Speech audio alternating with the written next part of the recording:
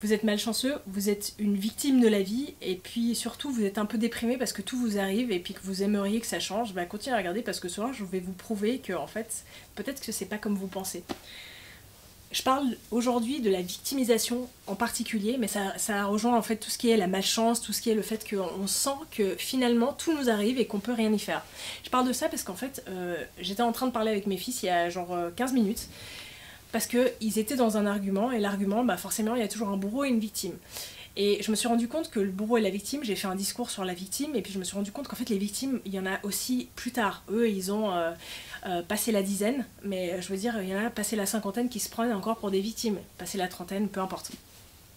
Et j'ai envie de vous dire, et j'ai envie de vous donner votre responsabilité dans cette vidéo, j'ai envie de vous redonner votre responsabilité. Si vous pensez que vous êtes une victime de la vie et que vous pensez que vous êtes malchanceux, au final, c'est votre responsabilité. Parce que vous avez toutes les clés en main, vous avez tout le pouvoir de changer qui vous êtes à chaque instant. Je fais que de le répéter dans mes vidéos, mais c'est super important de le comprendre, parce qu'en vrai, il n'y a pas de victime de la vie, il n'y a pas de malchanceux, il n'y a pas de truc qui va contre ce dont on a envie. Quand on a envie de quelque chose, on est toujours exaucé.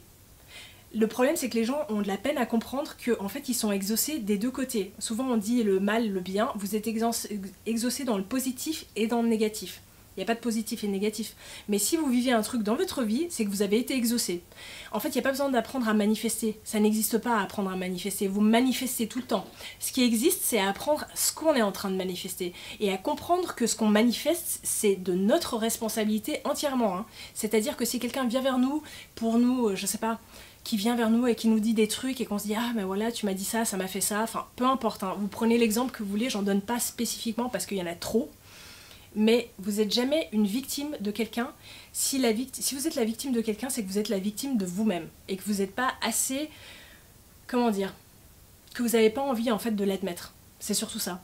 Et aujourd'hui, j'ai envie de vous redonner votre pouvoir et de vous dire, mais en fait, si vous êtes victime, c'est de vous-même. Et du coup, si vous êtes victime de vous-même, vous pouvez changer votre vie, vous pouvez changer la manière dont ça se passe. Et vous n'avez plus besoin de dire des choses du style, oui, mais en fait, c'est lui qui a commencé. Ou c'est de sa faute. Ou en fait, tous les autres ont de la chance à part moi. Si c'est le cas, c'est parce que vous avez été exaucé sur le fait que vous avez envie d'être une victime, parce qu'il y a un truc en vous qui trouvait ça trop cool d'être une victime, comme les gens en fait qui sont en train de défendre la planète, et je suis totalement sur le fait de défendre les animaux et la planète, qui sont là, oui mais tous les autres sont en train de détruire la planète, je comprends pas et tout, mais en fait finalement on s'en fout que les autres détruisent la planète. Vous faites ce que vous avez à faire, vous prenez soin de la planète, pareil, si tous les autres font quelque chose, on s'en fout des autres. Ce qui est important, c'est vous.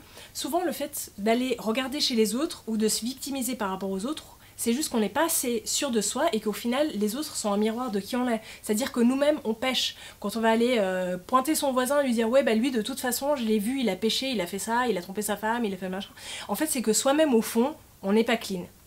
Donc, en vrai, s'il y a quelque chose à retenir de cette vidéo-là, c'est hyper simple.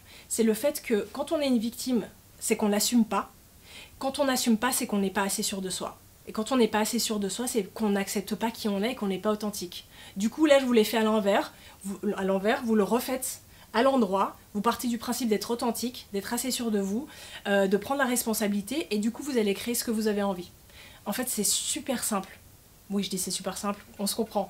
Mais en gros, vous avez toutes les clés en vous, c'est ça que j'ai envie de vous dire, et que la vie, c'est pas un combat contre les autres, on s'en fout. Vous vous en foutez de moi, je m'en fous de vous.